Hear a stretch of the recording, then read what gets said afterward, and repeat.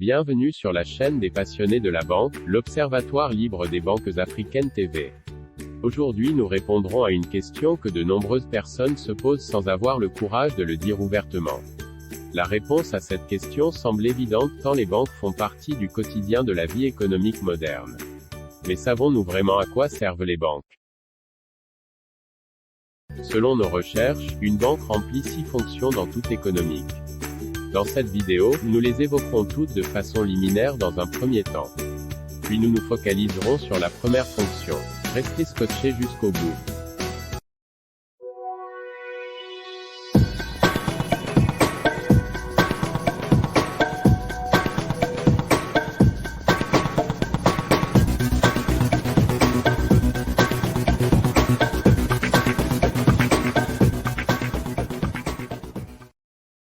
La toute première fonction d'une banque est de collecter les dépôts du public. Tout à l'heure, nous entrerons dans les détails de cette fonction. La seconde mission de toute banque est d'octroyer des crédits aux agences économiques. Nos prochaines vidéos iront dans les détails de cette fonction clé des banques. La troisième mission des banques consiste à mettre à la disposition de leurs clients les moyens de paiement. Par moyen de paiement, il faut entendre toute technique, procédé ou méthode qui permet de déplacer de l'argent d'un agent économique vers un autre. Ainsi les moyens de paiement comprennent les chèques, les cartes de retrait, les virements, les avis de prélèvement, les transferts digitaux, etc.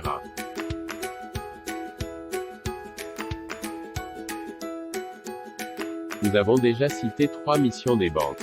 À présent abordons la 4e mission. Elle consiste à gérer les risques financiers. Par risque, il faut entendre tout événement qui peut appauvrir votre patrimoine. Par exemple, un accident de la circulation est un risque, la dégradation de votre santé est un risque, la perte d'une vie humaine est un risque.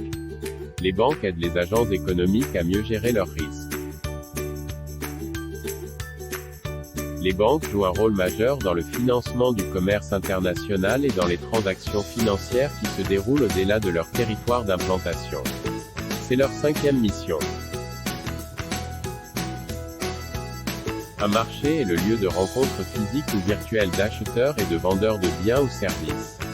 Lorsque ces biens ou services sont de nature financière, le marché sur lequel ils sont vendus est alors qualifié de marché de capitaux.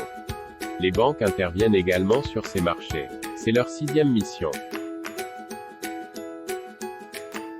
Comme annoncé au début de cette vidéo, nous ne traiterons dans le détail que la première mission, c'est-à-dire la collecte des dépôts du public. 3 mots doivent être définis. Le premier, collecte. Le deuxième, dépôt. Enfin, le troisième, public. Collecter signifie recueillir, rassembler toutes sortes d'éléments concrets ou abstraits en vue d'une action précise. Le second mot important dans la première mission d'une banque est dépôt. Par dépôt, il faut entendre simplement de l'argent, c'est-à-dire des billets, des pièces de monnaie. Par public, il faut entendre 6 catégories de personnes que nous allons à présent identifier.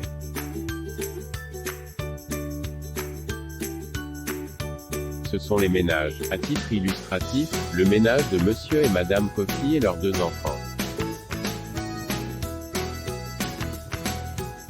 Le mot public regroupe aussi les entreprises. Par exemple, l'entreprise de Monsieur et Madame Soro. La troisième catégorie de personnes contenue dans le mot public est constituée des associations, des organisations non gouvernementales, des partis politiques, etc. La 4e catégorie de personnes comprises dans le mot public est constituée par l'État et ses démembrements.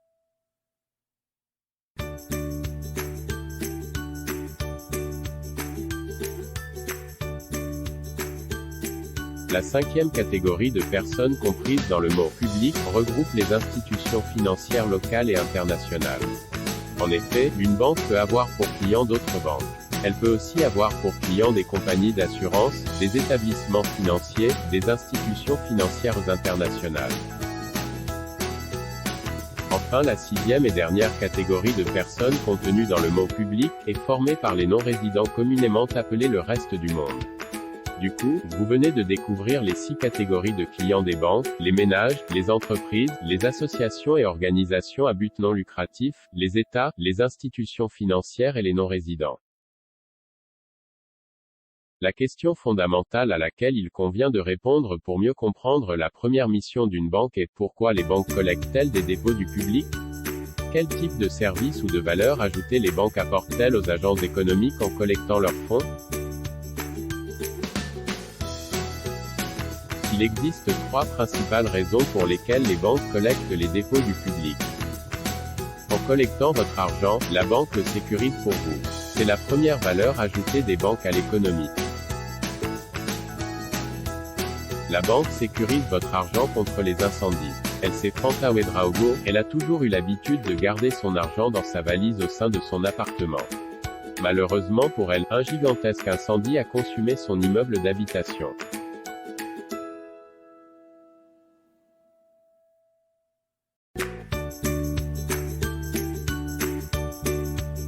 La banque sécurise votre argent contre les voleurs et autres malfaiteurs.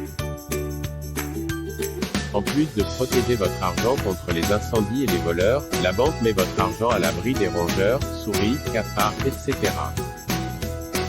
La deuxième raison pour laquelle la banque collecte votre argent est de vous permettre de le rentabiliser. Autrement dit, la banque vous permettra de gagner une somme supplémentaire d'argent appelée intérêt.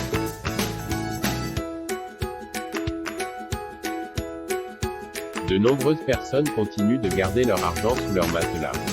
En agissant ainsi, elles se privent de gagner des intérêts. Grâce à la banque, vous pouvez augmenter votre capital initial chaque année. Le troisième service que la banque vous rend en collectant votre argent est qu'elle vous permet d'y accéder au moment convenu entre elle et vous. En fonction du moment convenu, la banque vous offrira différents produits de collecte. Par exemple, si vous voulez accéder à votre argent en tout temps, la banque vous proposera un compte chèque ou un compte courant.